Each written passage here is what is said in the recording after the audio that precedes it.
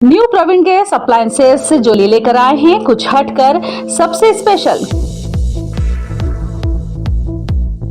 क्योंकि आपका और हमारा है संबंध पुराना। हम आपकी चाहतों का रखेंगे पूरा ख्याल।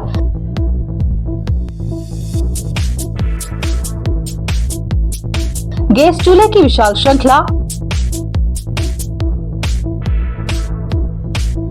आटा चक्की की संपूर्ण श्रृंखला, गैस गीजर, वाटर प्यूरिफायर,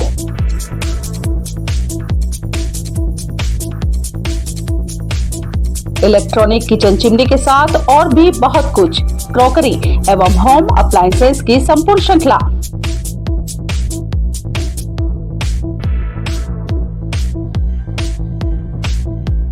हमारा पता है new Praveen gas appliances, crockery एवं होम अप्लायंसेस की संपूर्ण श्रृंखला, 62 घास बाजार, रतलाम। कॉन्टैक्ट 07412404036, 9827047642, 97539220। महारुद्र यज्ञ में पधारे पुरी के शंकराचार्य निश्चलानंद जी सरस्वती ने धर्म सभा को संबोधित किया। गो हत्या बंद हो जाएगी तो वोट किसके नाम पर मांगेंगे? देश को मोदी योगी नहीं कंपनियां सरकार चला रही है। मैं 22 जनवरी को अयोध्या नहीं जाऊंगा। धर्म ज्योतिष का व्यापारीकरण हो गया।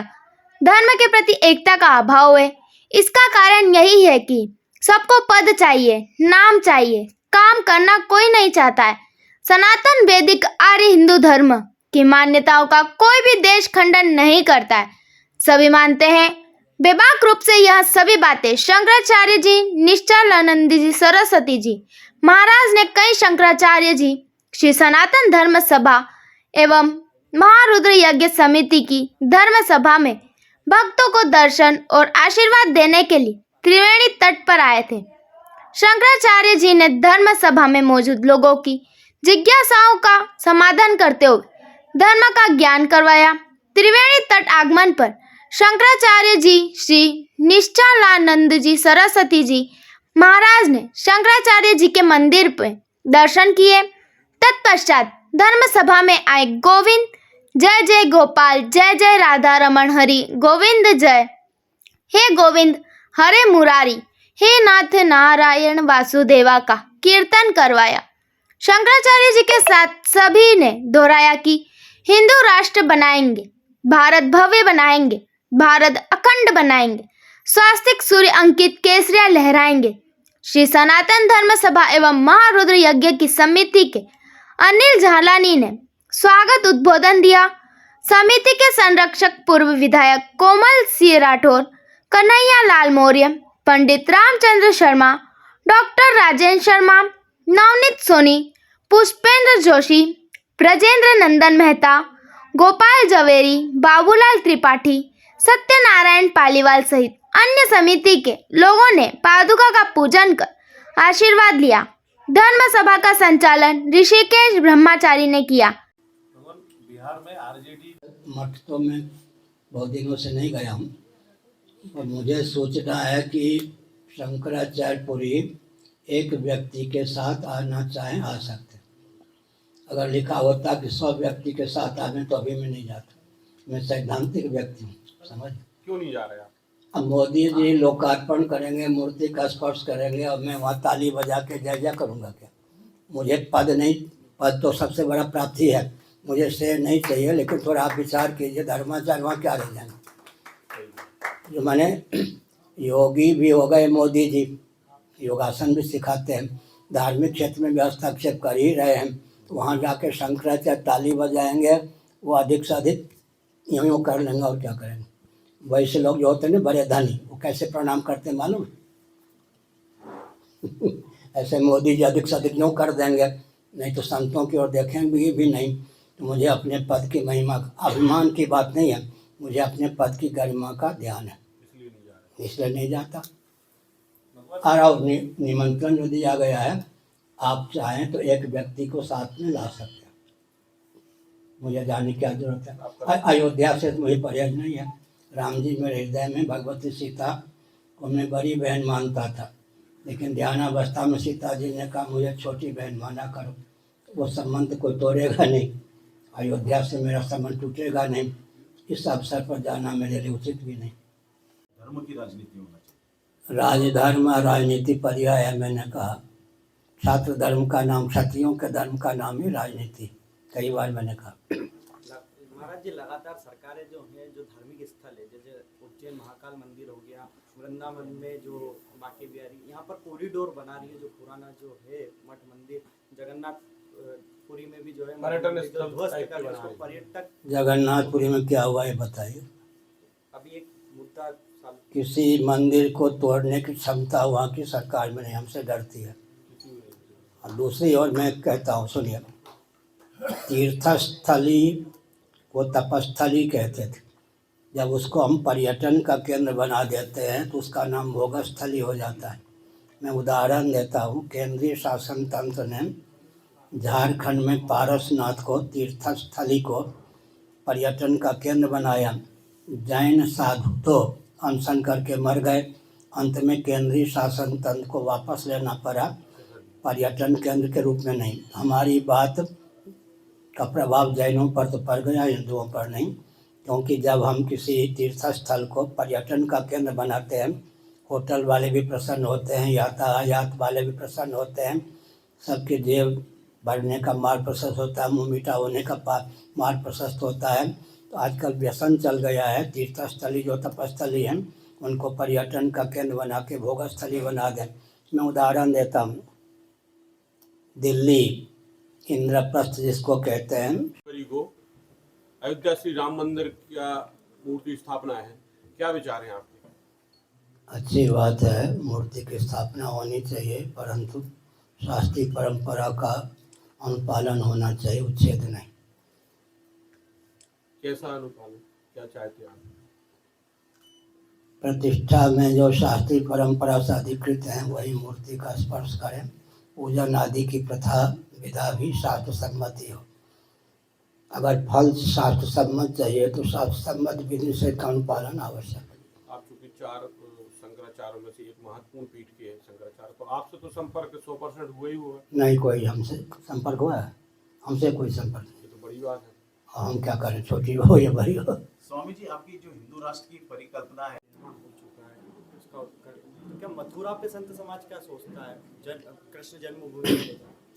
अब प्रश्न उठता है कि संत समाज किसको कहते हैं? भाजपाई संत, कांग्रेसी संत, सपाई संत, बसपाई संत। आजकल कितने ऐसे संत हैं जो किसी पार्टी से अलग होकर शास्त्रीय विधा से ही बोलते हों, चलते हों। संत का कितने भेद हो गए, पत्रकारों के भी कितने भेद हैं। कोई भाजपाई, कोई कांग्रेसी, कोई सपाई, कोई बसपाई। ऐसे संतों में भी कोई भाजपाई, कोई सपाई, कोई कांग्रेसी, कोई बसपाई। वास्तव में शास्त्र सम्मत विधा से अपने दायित्व का निर्वाह करने वाले कितने संत। लोभ, भय, कोरी, भावुकता, विवेक के वशीभूत जो ना हो, वेदादि शास्त्र सम्मत सिद्धांत को दर्शन, विज्ञान, व्यवहार तीनों दृष्टियों से उत्कृष्ट सिद्ध करके उसे क्रियान्वित करने का जो प्रयास करें वो शास्त्र सम्मत संत हो गए। सूत्र शैली में प्राप्त ज्ञान विज्ञान को विशद करने की जिनमें क्षमता हो, विस्तृत ज्ञान विज्ञान को सूत्र शैली में व्यक्त करने की क्षमता हो, विकृत ज्ञान विज्ञान को विशुद्ध करने की क्षमता हो, विलुप्त ज्ञान विज्ञान को तपोबल से उद्भाषित करने की क्षमता हो, व्यासपीठ और शासन तंत्र में कोई विकृति हो, विकृति को दूर कर दोनों में सैद्धांतिक सामंजस्य स्थापित करके धर्मराज या रामराज की प्रतिष्ठा का जो मार्ग प्रशस्त करें उस सनातन सिद्धांत के अनुसार संत कहे जाते हैं। बहुत ऊंचा तीर्थस्थल दिल्ली शास्त्रीय दृष्टि से बहुत ऊंचा तीर्थस्थल। लेकिन आजकल अगर आप दिल्ली जाएं, लौटें, कोई पूछे कि कहाँ गए थे तीर्थ यात्रा के लिए, दिल्ली, हंस देंगे। तो क्या अर्थ हुआ? आधुनिक ढंग से विकास होने के कारण अब तपस्थली या तीर्थस्थली के रूप में दिल्ली को व्यक्ति नहीं मानते। इसी प्रकार से अगर आधुनिक ढंग से विकास हुआ तो तपस्थली का नाम पर्यटन केंद्र हो जाएगा, तपस्थली भोगस्थली के रूप में परिणत हो जाएगी। शासन तंत्र का विकास के नाम पर यही व्यसन भी है, जनता भी इसी को चाहती है। प्राय आप मतलब विरोध करते हो उस चीज़ का, वो भोगस्थली बनती जा रही है धार्मिक स्थल जो है। विरोध का अर्थ है वस्तु स्थिति का प्रकाशन करना, समझ गए? मेरी वाणी जो है लोभ, भय, कोरी, भावुकता, विवेक के वशीभूत नहीं, दर्शन विज्ञान व्यवहार में सामंजस्य साध करके देश काल परिस्थिति को देख करके हम बोलते हैं, इसलिए कहीं खंडन नहीं होता। पूरे विश्व में 204 देश हैं, 54-55 देशों में हिंदू रहते हैं। जहाँ हिंदू नहीं रहते वहाँ भी मेरा संदेश भगवत कृपा से प्रसारित होता है, कहीं से कोई खंडन नहीं होता।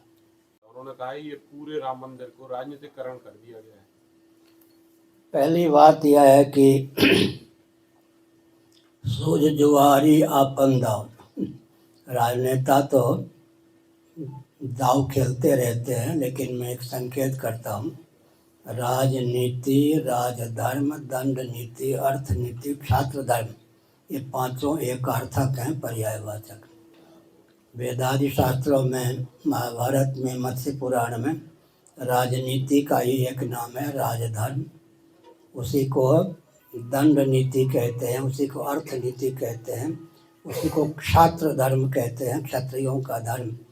महाभारत में राजधर्म एक पर्व ही है। जिसकी सरकार होती है वो अपना, सरकार के जो प्रमुख होते हैं, प्रधानमंत्री, अध्यक्ष इत्यादि पार्टी के, अपना दाव खेलते ही रहते हैं, कोई नई बात हो रही है। वर्तमान सरकार मानते हैं, लेकिन एक विचित्र बात है कि जिनको प्रधानमंत्री कहा जाता है, प्रधानमंत्री हैं, अपने को सेकुलर सिद्ध करने के व्यामोह में नहीं पड़े हैं। वो सनातनी धार्मिक अपने को हिंदू सिद्ध करने में लगे हैं। इतना तो उनमें दम कम है, नहीं तो सेकुलर कहकर इन सबसे पीछे आते। अगर वे शास्त्रीय मर्यादा का और ध्यान रखें तो सोने में सुगंध। सबके पूर्वज सनातनी वैदिक आर्य हिंदू ही थे, चाहे मोहम्मद साहब रहे हों, चाहे ईसा मसीह। बृहदारण्यक उपनिषद के अनुसार श्रीमन नारायण के नाभि कमल से सर्वजीव गणात्मक, सर्वदेव गणात्मक ब्रह्मा जी की प्रथम अभिव्यक्ति हुई। ब्रह्मा जी ने योग बल से स्वयं को मनु शत्रुपा के रूप में व्यक्त किया। शत्रुपा ने योग बल से स्वयं को 84 लक्ष योनियों में संभावित स्त्रियों के रूप में व्यक्त किया। मनु ने योग बल से स्वयं को 84 लक्ष योनियों में संभावित पुरुषों के रूप में व्यक्त किया। इससे सिद्ध होता है सबके पूर्वज सनातनी वैदिक आर्य हिंदू ही थे। श्रीमद् भागवत आदि पुराणों का अनुशीलन करें तो मरीचि, कश्यप आदि महर्षियों की धर्मपत्नियों के गर्भ से देवता धनुज आदि नहीं, बल्कि स्थावर प्राणी, तरुलता, गुल्म इत्यादि की उत्पत्ति हुई। इस प्रकार सिद्ध है कि सबके पूर्वज सनातनी वैदिक आर्य हिंदू थे। और सनातन वैदिक आर्य हिंदुओं का जो वेदादि शास्त्र सम्मत सिद्धांत है, इस रॉकेट, कंप्यूटर, एटम, मोबाइल के युग में भी न केवल दार्शनिक अपितु वैज्ञानिक और व्यावहारिक धरातल पर भी सर्वोत्कृष्ट है। सनातनियों का वेदादि शास्त्र सम्मत सिद्धांत चाहे उत्पत्ति परक हो, स्थिति परक हो, संहार परक हो, निग्रह परक हो, अनुग्रह परक हो, उससे वैज्ञानिक और विज्ञान दोनों को प्रेरणा प्राप्त होती है, हो सकती है। उसे कोई अन्यथा सिद्ध नहीं कर सकता। हैदराबाद के एक राजनीति में धर्म की भी जगह होनी चाहिए, धर्म के नाम। मैंने कहा ना, राजनीति, राजधर्म, क्षात्र धर्म, दंड नीति, अर्थ नीति, ये पांचों पर्यायवाचक। महाभारत में राजधर्म पर भी है। धर्म की सीमा में ही राजनीति भी है। राजनीति का नाम ही राजधर्म है। क्षत्रियों का जो धर्म है उसी को राजनीति कहते हैं, उसी को राजधर्म कहते हैं। मैंने कहा वर्तमान सरकार कैसा कार्य कर रही है धार्मिक मामलों में? ऐसा है कि प्रधानमंत्री जो हैं नरेंद्र मोदी जी, नमन, मिलन, दमन, अंकन, अनुगमन, कूटनीति के 5 प्रभेद होते हैं, पांचों में माहिर हैं। उनकी कूटनीति को समझ पाना भी कठिन है। उदाहरण के लिए, बुरा न मानो होली, उन्होंने गोरक्षक गुंडा भी कहा था, और गाय को चारा भी देते हैं, माता भी कहते हैं। समझ गए? एक और गो हत्यारों का भी आदर्श बनना चाहते हैं, एक और गोरक्षकों का भी उनकी कूटनीति हो गई है। गोरक्षक गुंडे भी कह देते हैं, गो माता की जय भी बोलते हैं, गाय को चारा भी देते हैं। उनको परख पाना बहुत कठिन है। महाराज जी, जैसे